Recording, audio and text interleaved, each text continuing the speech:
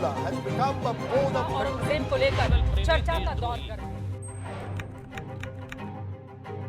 इसको जानने के लिए चलिए पहले थोड़े से पीछे जाते हैं। साल 1089 AD, Kashmir Lohara kingdom, king Harshadev जो कि शुरुआती दिनों में काफ़ी अच्छे से राज कर रहे थे और वो लिटरेचर और आर्ट के काफ़ी शौकीन थे, लेकिन ये खुशहाली जल्दी अलग मोड़ ले ली। Unsuccessful military campaign, extra vacant lifestyle treasury को खाली कर रहा था, जिसकी वजह से टैक्स इंक्रीज हुआ और जब उससे भी काम नहीं बना तो उन्होंने मंदिरों से गोल्ड लेना चालू किया, यानी कि तोड़ कर।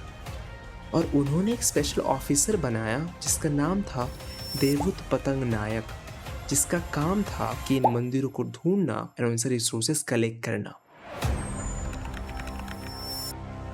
औरंगजेब ने एक बार मस्जिद को तुड़वाया, गोलकुंडा की मस्जिद को तुड़वाया उसने। क्यों तुड़वाया, इसका जो स्रोत मैं बता रहा हूँ आप एक बार ये भी मैं दर्शकों को बताना चाहूँगा। जवाहरलाल नेहरू की किताब डिस्कवरी ऑफ इंडिया, उस पर श्याम बेनेगल का एक बेहतरीन सीरियल है, भारत की खोज। उसमें भी आप ये कहानी आती है कि एक बार गोलकुंडा के नवाब तानाशाह ने 3 साल तक औरंगज़ेब को लगान नहीं दिया, टैक्स नहीं दिया।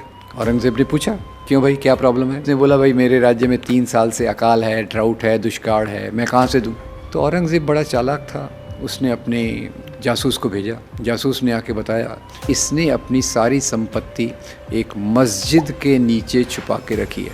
औरंगज़ेब क्या करेगा? मस्जिद को तुड़वाएगा, संपत्ति को लेके आएगा।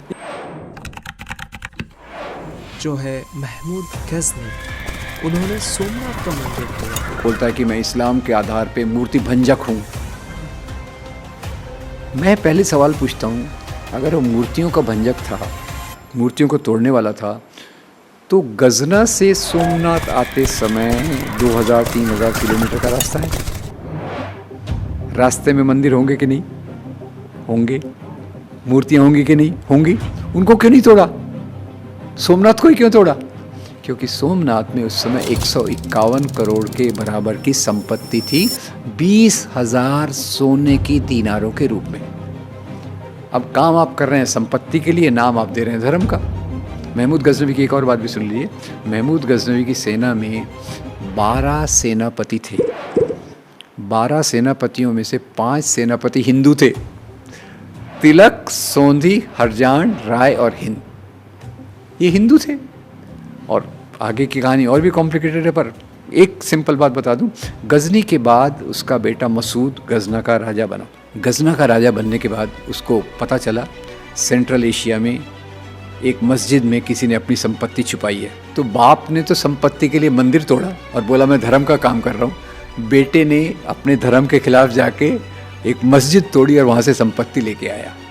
तो राजाओं का सेंट्रल पार्ट 2 था, एक संपत्ति, दूसरी सत्ता। तो वो जो बाकी क्रूरता की चीज़ें तो आप लड़ाई में कभी भी होती है। लड़ाई कोई प्रेम मोहब्बत की जगह तो है नहीं, गुलाब का फूल एक्सचेंज करने की जगह है नहीं। वो तो जितनी क्रूरता कोई दिखा सके उतनी क्रूरता में से आप एक आध पिकअप करके बताएंगे। राजाओं के माइंड में कभी रिलीजन नाम का वर्ड नहीं था। पेरिफेरल रूप से कहीं रहा होगा, कहीं बाबर ने बोला होगा अपने बेटे हुमायूं को कि अपने दीन का प्रचार करना है।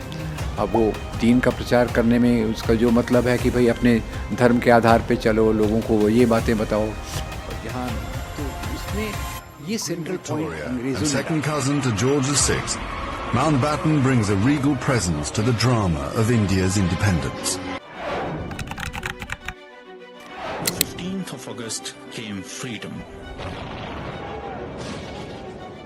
The freedom to burn, loot and murder. Between August 1947 and March 1948, 4.5 million Hindus and Sikhs are forced to migrate from Pakistan to India. 6 million Muslims must move in the opposite direction.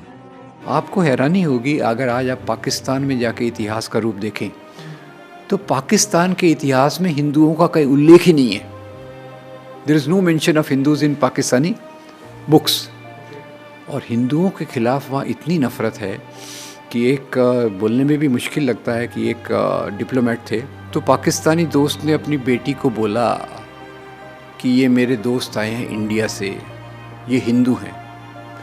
तो school की लड़की इनको गाली देने लग गई abusive words for him. वहाँ हिंदुओं के खिलाफ इतनी नफरत फैलाई गई है, यहाँ मुसलमानों के खिलाफ फैलाई गई है। और तरीका एक ही है, history, use of history. History को बहुत बड़ा सांप्रदायिक ये बना। अब इसमें हम क्यों भूल जाते हैं कि लोगों में कितना मेल जोल था।